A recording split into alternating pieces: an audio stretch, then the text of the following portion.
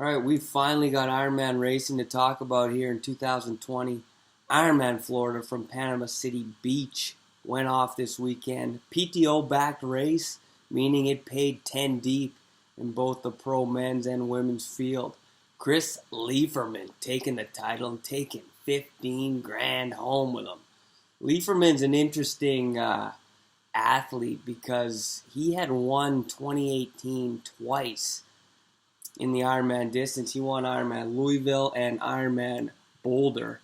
Not many people were talking about him. He was one of the guys, but it was more kind of a Sam Long, Cody Beals party that I saw everyone talking about. But Lieferman, 54-minute swim, 4:01.50 on the bike, and he peels off a 2:50.29 on the run. And he held off Matt Hansen, who ran 2:41.57. So Hansen was coming on strong. Lieferman, 7:52.44. That's a 3-minute win. And then Sam Long, backed by that 4:07.20 bike, was just behind Matt Hansen, 7:55.33. So, yeah, that's an impressive victory by Lieferman. Last year, Joe Skipper was 7:46.28, and Ben Hoffman 7:48.29. So those guys, that was a little bit of a faster day.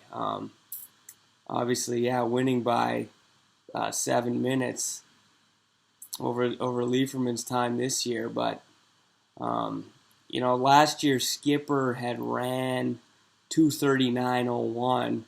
And Hoffman was 2:36.09. Those run times are blistering. So this year the field was a little deeper, but the top end was a little slower, obviously. So, yeah, 3 slots for the men. I mean, Lieferman, Hansen, and Andreas Dreitz, the super cyclist, will get a slot to Kona because Sam Long had already claimed a slot last year. So that's a good race. I mean, Cody Beals, a lot of people were picking as a favorite, but Cody's training has been up and down this year. Some guys just stayed on the hammer even though there was no races, and some guys, I think, used it for a little bit of recovery. And Beals is one of those guys. But, yeah, we'll see Beals at the next Kona. Some other notable names: Matt Russell was in 6th place, Brent McMahon, 8th place. All the way down to Nicholas Chase, that seems to DNF half the races that he's in. The female race, Katrina Matthews goes 8:40.50 to win by 6 minutes over Sky Munch and Meredith Kessler. Katrina Matthews, another athlete, taking home 15 grand, kind of comes out of nowhere.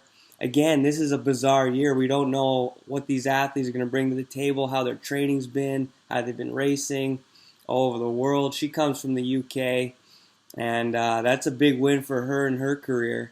Another big performance is Ruth Astle, who finished 4th place. Ruth won the overall amateur title in Kona last year. And 4th place will get her a Kona slot because Meredith Kessler already had a slot locked up.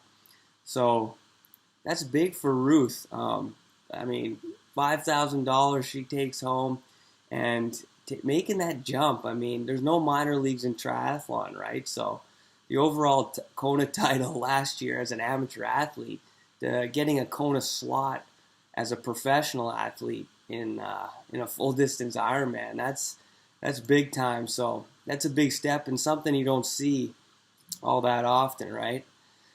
So yeah, that's Ironman Florida 2020, and of course, overshadowing all these pro results was Chris Nicic, who was the first Down syndrome athlete to ever finish an Ironman. And if you've seen any of this footage, it's absolutely unbelievable how this kid paced this out and finished with 14 minutes to spare.